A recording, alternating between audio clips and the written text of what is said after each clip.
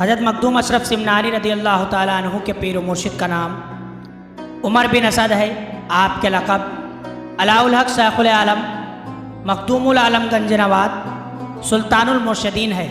حضرت مخدوم علاء الحق پانڈوی رحمۃ اللہ تعالیٰ علیہ کی حیات مقدسہ کا ایک واقعہ جو یاد رکھنے کے قابل پیش خدمت ہے۔ آپ کی جوانی کا پورا زمانہ علم و کمال کی خوبیاں حاصل کرنے میں گزر گیا۔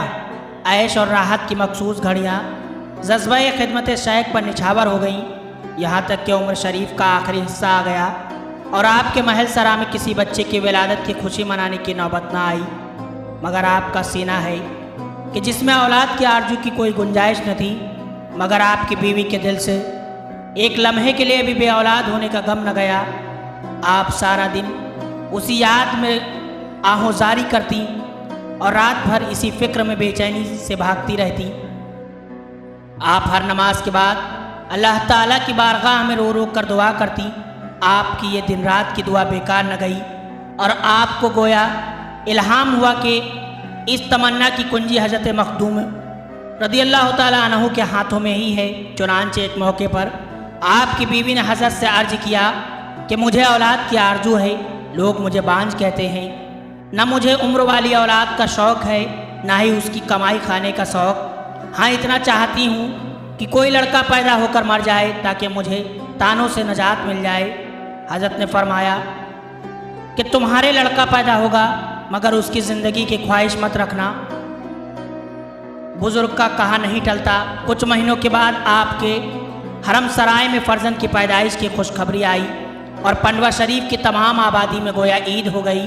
اتنے میں حضرت مخدوم علاء الحق پانڈوی رحمۃ اللہ تعالیٰ علیہ محل شرع میں تشریف لائے اور اپنی بیوی سے فرمایا کہ حضرت ملک الموت علیہ السلام کھڑے ہیں، میں ان کو اس لڑکے کی روح قبض کرنے کی اجازت دیتا ہوں۔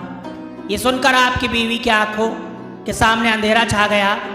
آپ بے اختیار شیخ کے قدموں پر گر پڑی اور عرض کیا کہ حضور، اختیار ہے کہ میں صرف اتنا چاہتی ہوں کہ عقیقے کی سنت ادا کرنے کا ثواب حاصل کر سکوں۔ سنت کا نام سنتے ہی حضرت مخدوم رضی اللہ تعالیٰ عنہ محل سرا سے باہر نکل آئے اور حضرت اسرائیل علیہ السلام کو عقیقے کے دن آنے کی گزارش کی۔ عقیقے کے دن سب چھوٹے بڑے خوشی میں جھومے جا رہے تھے۔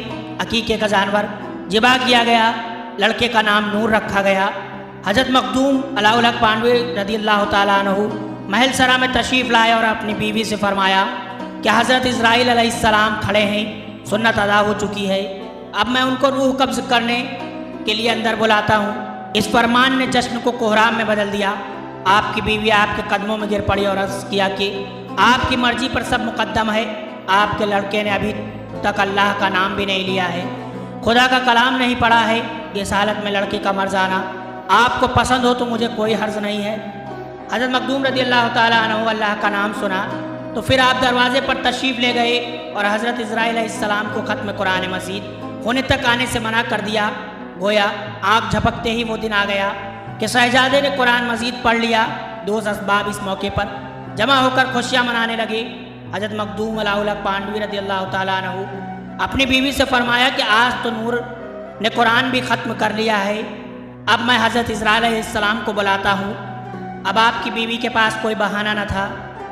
انہوں نے رو کر عرض کیا کہ حضرت کا ارشاد سر آنکھوں پر ہے، میری آرزو ہے کہ لڑکے کے سر پر صحرا دیکھنے کی، اگر وہ پوری نہ ہوئی تو میں سمجھوں گی کہ جس آستانے سے سب کی امیدیں پوری ہوتی ہیں وہاں سے ایک میں ہی نامراد رہ گئی۔ یہ سن کر حضرت مخدوم علاء الحق پانڈوی رحمۃ اللہ تعالیٰ علیہ رحم کھا گئے اور فرمایا کہ تم بہت بہانے کرتی ہو، اچھا اب وعدہ کرو کہ آئندہ کوئی بہانہ پیش نہ کرو گی۔ بیوی صاحبہ نے آپ سے وعدہ کیا اور حضرت مخدوم رضی اللہ تعالیٰ عنہ نے باہر آ کر حضرت اسرائیل علیہ السلام کو شادی کی تاریخ پر آنے کو کہا۔ جب مولانا نور کی عمر 20 سال کی ہوئی تو آپ کی شادی کی گئی۔ جب آپ کی دلہن گھر میں آئی تو آپ کی والدہ نے بہو کو مولانا نور کی حیات کا قصہ سنا کر کہا کہ اب حضرت مخدوم رضی اللہ تعالیٰ عنہ آتے ہی ہوں گے، میرے پاس اب کوئی چارہ نہیں ہے، اگر تم نے شرم سے کام لیا تو آج ہی بیوہ ہو جاؤ گی۔ اتنے میں حضرت مخدوم پاک رضی اللہ تعالیٰ عنہ تشریف لائے اور اپنی بیوی سے فرمایا کہ اب تمہارا کوئی بہانہ نہیں سنا جائے گا، حضرت اسرائیل علیہ السلام کھڑے ہیں، میں ان کو اب مولانا نور کی روح قبض کرنے کی اجازت دیتا ہوں۔ آپ کی بیوی نے کہا کہ میرے پاس اب کوئی بہانہ نہیں ہے۔ آپ باہر جانے لگے کہ مولانا نور کی بیوی آپ کے قدموں سے لپٹ گئی اور زور زور رونے لگی۔ حضرت نے فرمایا کہ یہ کون ہے؟ آپ کی بیوی نے جواب میں عرض کیا کہ یہ آپ کی بہو ہے، یہ کہتی ہے کہ مجھ بے خطا کو کس جرم کی سزا دی گئی ہے۔ مولانا نور کی موت سے کسی کا کچھ نہ بگڑے گا مگر میری تقدیر ہمیشہ کے لیے بگڑ جائے گی۔ مجھ بے کس دکھیاری کو ستانا آپ کی شان کرم کے خلاف ہے۔ اتنا سنتے ہی حضرت مخدوم رضی اللہ تعالیٰ عنہ کی آنکھوں سے آنسو جاری ہو گئے اور آپ کے چہرے پر جلال کا تیور چڑھ گیا۔ اسی وقت میں آپ باہر آ کر تشریف لائے اور حضرت اسرائیل علیہ السلام سے فرمایا کہ 100 سال تک یہاں روح قبض کرنے کے لیے مت آنا۔ چنانچہ مولانا نور کی عمر شریف 120 سال کی ہوئی۔